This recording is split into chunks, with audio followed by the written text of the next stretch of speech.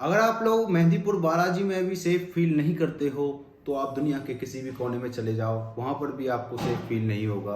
क्योंकि जो आज की स्टोरी है, जो आपको मैं सुनाने वाला हूँ, उसको देखकर आप भौचक्के रहने वाले हो। क्योंकि आप लोगों को सबको पता होगा कि मेहंदीपुर बालाजी में ज़्यादातर भूत प्रेतों का इलाज किया जाता है। आज उसी मेहंदीपुर बालाजी में ये ऐसी घटना हुई है। नमस्कार दोस्तों, स्वागत है आप सभी का आज की इस वाली वीडियो में। आज की स्टोरी में जो किरदार है वो एक दिल्ली में रहने वाले परिवार का किरदार है। दिल्ली में एक परिवार रहा करता था जिसमें 4 सदस्य रहा करते थे। 4 सदस्य में से 2 बच्चे थे उनके, 2 उनके माँ बाप थे। बच्चों का नाम आपको बता दूं, एक बच्चे का नाम विनीत होता है, दूसरे का नाम कलक होता है। कलक पता नहीं कैसा नाम है पर था। दूसरे का नाम कलक होता है। तो उन दोनों बच्चों का एक मित्र रहा करता था, शिवम नाम का। उसने ही ये स्टोरी हमको भेजी है। शिवम नाम का मित्र रहा करता था। वो जो परिवार है वो पीछे से मेहंदीपुर बालाजी का था, क्योंकि जो उनके दादाजी थे, विनीत हर के दादाजी, वो पीछे से मेहंदीपुर बालाजी के थे। वो 30-35 की उम्र में वहाँ से आ गए थे और अपना बिजनेस स्टार्ट कर दिया था दिल्ली में। लेकिन एक दिन इनके साथ एक इंसिडेंट होता है जिसके कारण इनका जो बिजनेस होता है वो बिल्कुल ठप पड़ जाता है। अब इनकी आर्थिक स्थिति बहुत ही ज़्यादा खराब हो चुकी थी। जैसे इनकी आर्थिक स्थिति खराब होती है, ये सोचते हैं कि यार यहाँ पर मन नहीं लग रहा। इनका जो पापा होता है वो सोचता है कि यहाँ पर मन नहीं लग रहा, अब चलते हैं अपने पहले वाले घर में ही चलते हैं जहाँ पर हम पहले रहा करते थे। तो वो सोचते हैं कि यार मेहंदीपुर बालाजी में हमारी इतनी बड़ी प्रॉपर्टी है तो वहाँ पर जाके रह लेते हैं। लेकिन जैसे वो अपना सामान बांधकर मेहंदीपुर बालाजी की तरफ निकलते हैं, वहाँ पर पहुँच भी जाते हैं। वो अपने घर में जो एंटर करने वाले होते हैं तो वो देखते हैं कि जो उनका घर होता है वो बिल्कुल खंडर हो चुका है। मतलब ज़्यादा रहने लायक नहीं बचा है अब, क्योंकि वो 5-6 साल तक वहाँ पर गए नहीं थे तो उनको पता नहीं था। वो डायरेक्ट यहाँ पर आ जाते हैं तो उनको ज़्यादा इसके बारे में नॉलेज नहीं थी कि हमारी जो घर की कंडीशन है वो कैसी है। जो उनका घर हो चुका है वो बिल्कुल मतलब एक दो रात तो गुजार सकते हैं, लेकिन पूरी ज़िंदगी यहाँ पर नहीं रह सकते। तो वो सोचते हैं कि क्या होगा कि जो ये हमारा घर है इसकी प्रॉपर्टी को हम बेच दें और इससे इसकी जो मतलब जो पैसे आएंगे इससे एक नया घर ले लें मेहंदीपुर बालाजी में ही। वो जो अपनी बात है उसको आदमी तक पहुंचाते हैं, किसी आदमी तक पहुंचाते हैं। वो आदमी पूरे गांव में इस बात को फैला देता है बिल्कुल आग की तरह।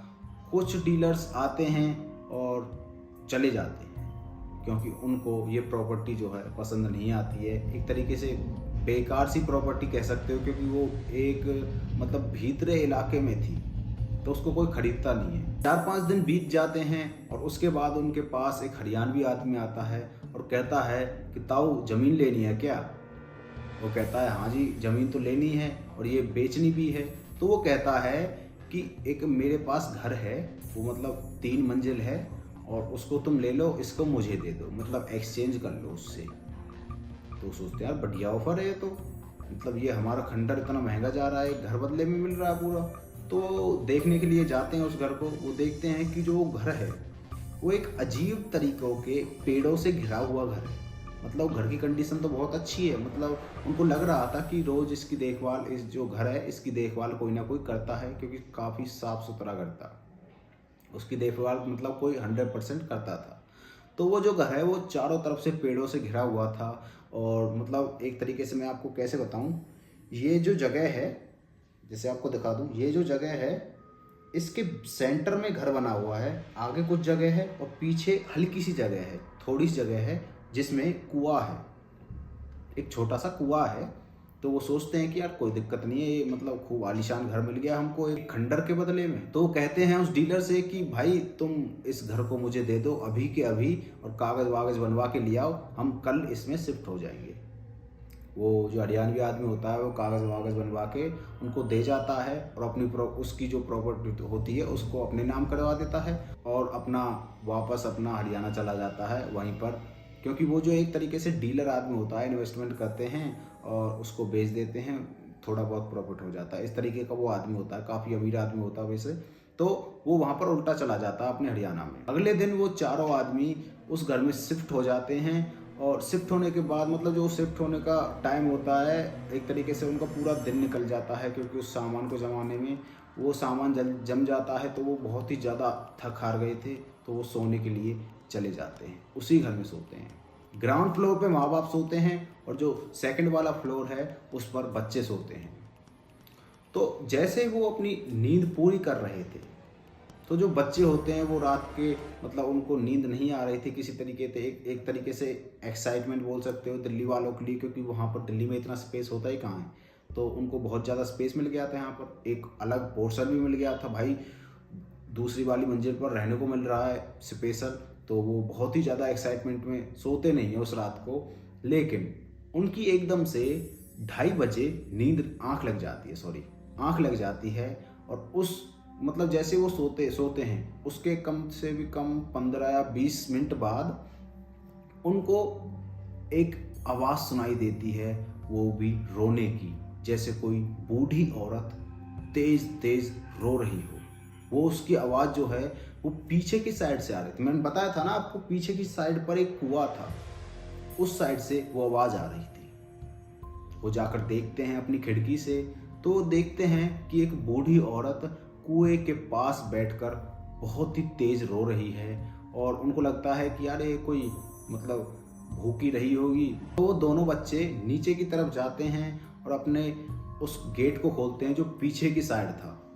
गेट को खोलकर उस बूढ़ी औरत के कंधे पर हाथ रखते हैं। जैसे ही वो बूढ़ी औरत पलट कर देखती है तो उसका फेस बिल्कुल नॉर्मल था। वो कहती है कि बेटा मुझे बहुत तेज़ भूख लगी है, कोई एक रोटी और एक प्याज मिल जाती तो अच्छा होता। वो लड़के सोचते हैं कि यार रोटी प्याज क्यों मांग रही है, रोटी सब्जी तो हमने सुना था, रोटी प्याज। वो ज़्यादा मतलब इतना इस बात को सीरियसली नहीं लेते हैं और कहते हैं कि आंटी रुको मैं देखता हूँ। भीतर रोटी तो मिल जाती है लेकिन उनको प्याज कहीं पर भी नहीं मिलती। वो बाहर आके आंटी को रोटी तो दे देते हैं लेकिन बोलते हैं आंटी प्याज तो है नहीं, सब्जी है, लाऊं तो बताओ। वो कहती है नहीं बेटा मुझे तो प्याज ही चाहिए। एक तरीके से उसकी आवाज़ जो है उसमें मर्दाना टोन आ चुकी थी। वो कहती है नहीं बेटा मुझे तो प्याज ही चाहिए, तुम दोबारा देख के आओ, 100% प्याज भीतर होगी। तो वो देखने जाते हैं, उनको कहीं भी प्याज नहीं मिलती है। वो दोबारा बाहर आते हैं तो देखते हैं कि वो आंटी वहाँ पर है ही नहीं। वो इस चीज़ को देखकर बहुत ही ज़्यादा शॉक हो जाते हैं और भीतर की तरफ भागते हैं, क्योंकि उनको पता चल गया था, उनको उसके हाव भाव से पता चल गया था कि यार कुछ ना कुछ गड़बड़ तो है, या तो ये चोर वगैरह है या कुछ मतलब आत्मा का सीन हो सकता है। बच्चे तो थे ही, डर गए थे। भीतर जाके अपने कमरे में बैठ जाते हैं तो वहाँ पर मतलब लेटने की एक्टिंग करते हैं और वो सोचते रहते हैं कि यार ये औरत हो कौन सकती है, क्योंकि दोनों को वो औरत दिखी थी। कौन हो सकती है इतनी बूढ़ी औरत यहाँ पर रात के। उनके दिमाग में ये सवाल नहीं आया था कि हमारे मेन गेट का तो ताला लगा हुआ है, वहाँ से कोई अंदर कैसे आ सकता है। उनके दिमाग में ये सवाल अभी तक नहीं आया था। वो जाते हैं अपने मम्मी पापा को जगाते हैं उसी वक्त बेड से उठकर, क्योंकि वो बिल्कुल भी रिस्क नहीं लेना चाहते थे किसी चोर वगैरह हो, मतलब कोई चोरी वोरी करके ले जाए। लेकिन वो उनके जो माँ बाप होते हैं वो जगाने पर भी नहीं जागते हैं। उनके गेट को थपथपाया जाता है लेकिन वो नहीं सुनते हैं। क्या हुआ, उनको आवाज़ नहीं आई, पता नहीं क्या होता है वहाँ पर, लेकिन वो नहीं सुनते हैं। जैसे ही अगली सुबह होती है तो वो अपने माँ बाप को अपनी सारी बातें बता देते हैं जो उनके साथ रात में हुई थी। वो कहते हैं कि यार ये तो चोर वगैरह सी लग रही है मुझे, मतलब कोई चोरी वोरी करने आया होगा, तो ऐसा ही कुछ सीन समझते हैं वो। लेकिन जैसे ही उस रात मतलब जो अगला दिन होता है दोबारा रात होती है तो उनको एक ऐसा दृश्य दिखता है जिसकी आप कल्पना भी नहीं कर सकते। वो बच्चे अपने आराम से ऊपर सो रहे थे, उनको दोबारा से वही वाली रोने की आवाज़ आती है। वो जैसे ही खिड़की में से देखते हैं तो वही वाली औरत कुएं के पास बैठकर रो रही थी। वो तुरंत अपने मम्मी पापा के कमरे में जाते हैं और वहाँ पर उनको जगा देते हैं। एक लकीली कह सकते हो आप, उनके माँ बाप जो हैं वो जाग जाते हैं उनकी आवाज़ सुनकर। वो जागते हैं, बाहर की तरफ भागते हैं और उनको पता चलता है वहाँ पर तो कोई भी नहीं है। लेकिन जो उसके माँ बाप होते हैं, दरअसल उसका पापा जो होता है वो ऊपर जाता है। ऊपर जैसे जाता है उसको मिट्टी के पैरों के निशान दिखते हैं, वो भी कम से भी कम इतने बड़े, मतलब जो नॉर्मल साइज होता है पाँव हाथों का, उससे काफ़ी ज़्यादा बड़े निशान उसको मिलते हैं। वहाँ पर वो सोच जाता है कि यार ये बच्चे झूठ नहीं बोल रहे, कुछ ना कुछ गड़बड़ तो है। तो वो चारों लोग ऊपर आके बैठ जाते हैं उन बच्चों के साथ ही, और सोचते हैं कि आज रात यहीं पर बिताएंगे चाहे कुछ भी हो जाए। लेकिन पूरे घर वालों की वहाँ पर नींद लग जाती है 2:30 बजे के आसपास। तो जो उनका पापा होता है, उन बच्चों का पापा होता है, वो एक आवाज़ सुनकर उठता है। सोने के बाद उनको एक आवाज़ आती है, उसको सुनकर वो उठता है तो देखता है कि जो मतलब एक तरीके से जो बेड होता है उसका, सेकंड फ्लोर पर वो सो रहे थे, जो बेड होता है उसके सामने गेट होता है। उस गेट से उन बच्चों के पापा को आवाज़ आती है, किसी के टहलने की आवाज़ आती है। मतलब पता चल जाता है जैसे कोई बाहर टहल रहा हो, ऐसी कुछ आवाज़ आती है। वो बाहर जाकर देखते हैं तो वो क्या पाते हैं, वो पाते हैं एक लेडी जिसके जो नाखून हैं वो यहाँ तक लंबे हैं और उसका जो मुंह है उस पर बिल्कुल झुर्रियाँ पड़ी हुई हैं और जो उसकी आंखें हैं वो इतनी बड़ी बड़ी हैं और बिल्कुल लाल। वो उस दृश्य को देखकर पीछे मुड़ते हैं। वो सोचते हैं कि जो अपनी फैमिली है उसको बताऊंगा, डर के मारे तो भाई ऐसा ही लगता है ना, डर जैसे आपको डर लगेगा तो आप तो फैमिली वालों के पास ही जाओगे ना। तो वो अपनी फैमिली की तरफ जैसे मुड़ते हैं तो उनका जो बोल निकलने वाला था, जैसे वो बोलने वाले थे वो बोल नहीं पाते हैं, एकदम से अकड़ जाते हैं। उनका शरीर जैसे ज़ॉम्बी होते हैं ना, ऐसे अकड़ जाता है और वो मुंह के बल जमीन पर गिर जाते हैं। जैसे वो ज़मीन पर गिरते हैं तो उनके साइड में वही वाली औरत, बूढ़ी औरत खड़ी हो जाती है और उनको एक तरीके से इस प्रकार देखने लगती है। इस प्रकार जैसे वो देखती है वो अपने मन ही मन शिव शंभू का जाप करने लगते हैं, उनके पापा जो होते हैं। लेकिन जो उसकी आँख होती है, उनके जो पापा की आँख होती है वो बंद नहीं हो रही थी, बिल्कुल खुली हुई थी। इतने में ही जो उनका बड़ा बेटा होता है विनीत, वो जगता है और देखता है तो उसके पापा उसके सामने पड़े हैं और बिल्कुल ख़राब कंडीशन में। अब तक जो वो चुड़ैल थी, जो भी थी, वो महिला वहाँ से निकल चुकी थी और उसको वो नहीं दिखती है, विनीत को वो नहीं दिखती है। तो विनीत पास में ही, लकीली पास में ही डॉक्टर मिल जाता है उसको बुला कर लाते हैं रात में ही। उस टाइम 3 बजे थे तो वो डॉक्टर को बुला के लाते हैं। डॉक्टर कहता है कि इनको बहुत ज़्यादा फीवर हो चुका है, इनको एक तरीके से सदमा सा लगा है, किसी चीज़ को देखकर ये घबराए हैं। लेकिन उसका जो परिवार है उनको कुछ भी नहीं बताता है, क्योंकि उनको लगता है कि ये डॉक्टर है, ये हमारी बातों पर विश्वास नहीं करेगा। तो उनकी सुबह होती है।